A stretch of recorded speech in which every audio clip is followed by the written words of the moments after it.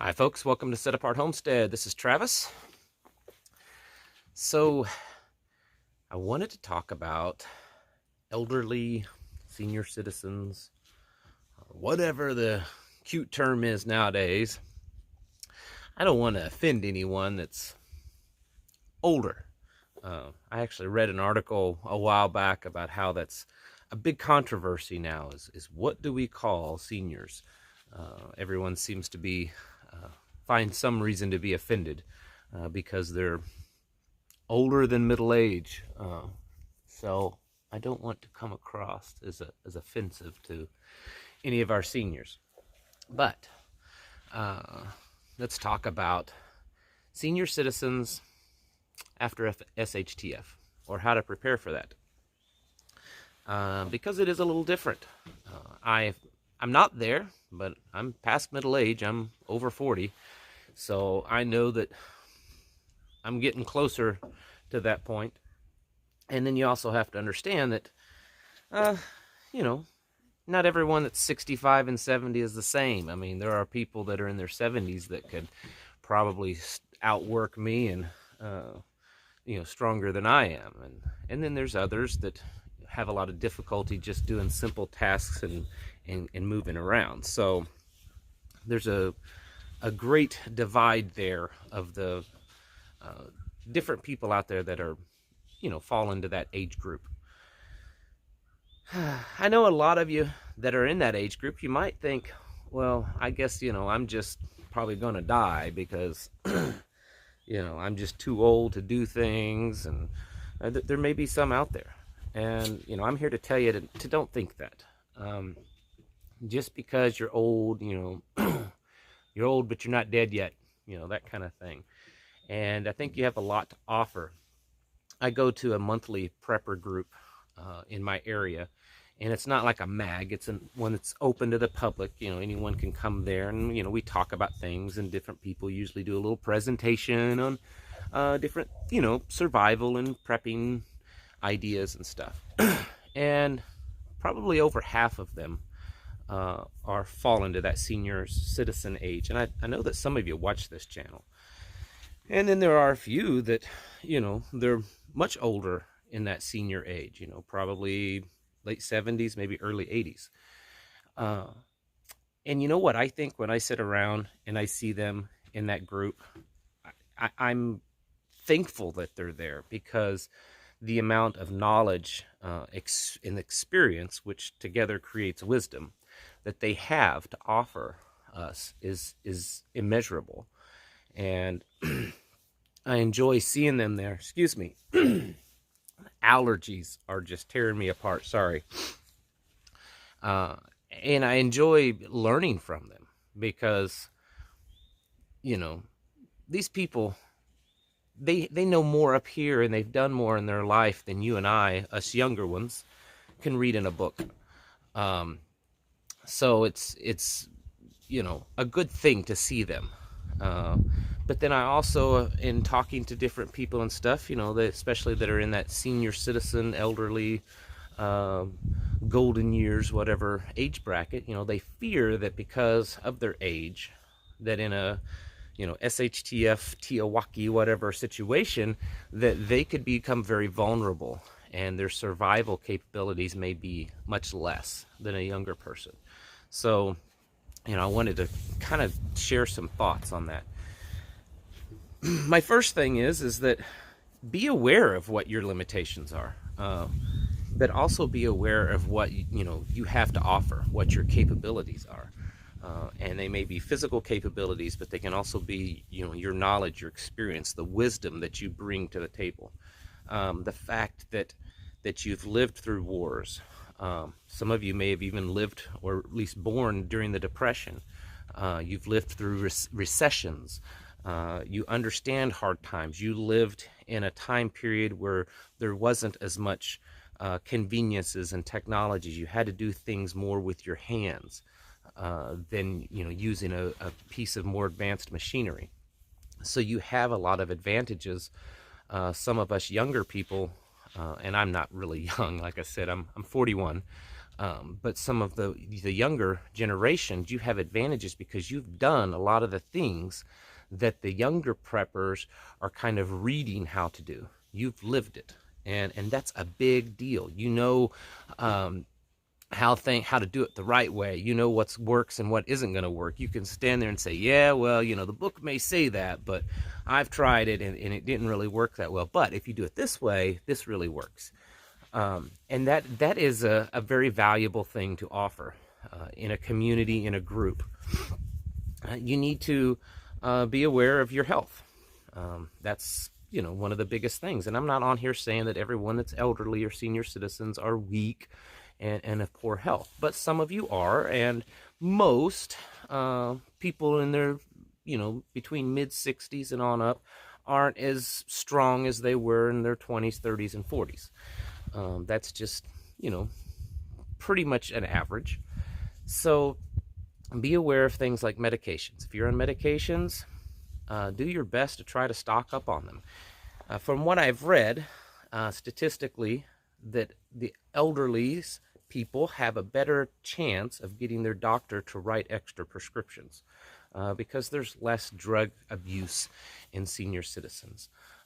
So, you know, the chances of you going to your doctor and saying, hey, you know, can I get some extra prescriptions written for my medication just to have stocked up? You know, you have a pretty good chance of that. You also need to look into natural alternatives. The medications that you take, are there natural alternatives? Are there things that you can do in case you can't get your medication that can help supplement that?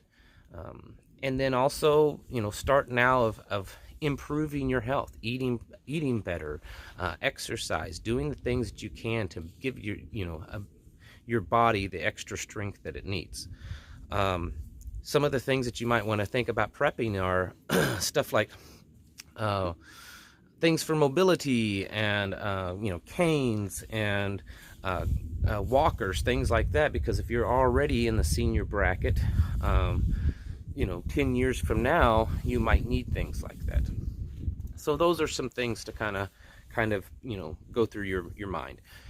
I believe it's also important that you, if you've never used things like a firearm, you need to learn how to use them because statistically, seniors are, you know, are higher levels of victims to, you know, violence because, you know, bad guys kind of say, oh, well, little old grandma can't defend herself, so, you know, we'll take her money. Well, little old grandma needs to be, you know, packing a 9, and when the bad guy comes after him, she needs to drop him. And that kind of takes care of that problem. So don't be afraid of that. You know, if you've never shot a firearm before, there's usually gun shops and gun training places that'll do that, clubs that will kind of help you out. So, you know, I would definitely encourage you, if you don't own a firearm and never shot one, if you're elderly, you should become familiar and proficient with that. And there's all sorts of them, so don't be scared. You know, if that's something you've never done before, you know, don't freak out at that. There's all kinds of firearms that are you know, smaller if you're a smaller frame person, and that are, you know, very managed, you know, can be shot in a manageable way. So if like I said, if it's something that you've never done before, you should do that. Now, those are kind of the things you kind of do beforehand. I would also recommend looking into trying to find in your area prepper groups. A lot of people call them MAGs, mutual assistance groups, and this is where, you know, they're kind of like a little team or a little unit. It can be, you know, 2, 5, 7 people, whatever it is, and they work together and plan together and train together, so that, you know, if something bad happens, they can all, you know, pitch in together. They may have a certain piece of property that they go to, whatever it is. Maybe it's someone's house. They have a plan that if it happens here, everyone goes to this guy's house. If it happens here, everybody goes to this guy's house, whatever it is. Now, a lot of these MAG groups that I know of, they're kind of closed off to people, and they only want people that have a, you know, something really big to give, you know, to give to the group before they would accept someone in. And so you might think, and some of them might think this too. Some of these groups might think this. Well, you're old. You know, I don't want to have to be there trying to defend you and take care of you because you're elderly. Here's the deal. You have to convince them that, number one, you can take care of yourself. Number two, you have wisdom about things that those guys that are in their 30s and 40s and even 50s have no clue about. You've lived a lot of the things that they're trying to learn how to do. So you've got to convince them of that yeah, you may not be able to strap on a 70-pound rucksack and go rucking for 5-10 miles, and most of those guys in the mag group probably couldn't do it either. But you've got to convince them that what you have up here is just as valuable as your ability, to put 10 rounds in a quarter at, 100 meters, that kind of thing. And then I think if you can find a group like that to where your main duty in the group is to offer, the knowledge and the wisdom, whereas the younger people's duty is more of the security patrol kind of mindset, I think that could work very well for some of you. Now, how do you find that? Yeah, sometimes that can be difficult. You just kind of have to start keeping your eyes and ears open, whether it's Facebook, and just talking to people around. You want to be careful, and because there are people that prey specifically on the elderly. They view many of the elderly as weaker and easy targets, so be careful of that. I'm not saying that you are, because I know many people that are much older than me that are definitely not easy targets, but the bad guys think that. And so you do have to be careful about people taking advantage of you. And just because they're a prepper or claim to be a prepper doesn't mean that they wouldn't take advantage of you. But anyways, I just, it's something I was thinking about when I was at the meeting and looking around at how many there were advanced in age or whatever it's the politically correct term now. And to me, I see it as a great thing. I enjoy it. I enjoy talking to them. I enjoy just getting their opinion on things, and I wish so many times that, and it has to do with our society. Our society sadly looks down upon the elderly, and so many of the elderly think that, well, because they may not be as up to date on all the modern tech, then maybe they need to just kind of hush up and let the young people run it. And I don't think it necessarily should be that, especially from a preparedness standpoint, because like I've said already several times, you guys and gals that are older, many of you, not all, but many of you, have already lived and done and experienced a lot of the things that the younger preppers are trying to learn how to do. And so in a lot of ways, you guys should be, kind of leading the thing. You've also seen our country and politics and the morality, the moral fabric in our country. You've seen how it once was 50, 60, 70 years ago, and how it's, diminished greatly in your lifetime. So I wish there were more seniors that would, step up in leadership when it comes to, preparedness and prepping groups, because I think you guys and gals have a lot to offer. Don't ever think that because of your age that you're at a great disadvantage. We all have our disadvantages, things that kind of marks against us. And so don't let age be the only thing that holds you back.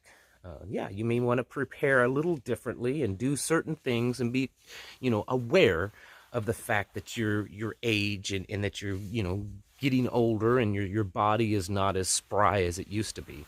But that doesn't mean that you're, incapable of being involved and also preparing for your own self and your own family.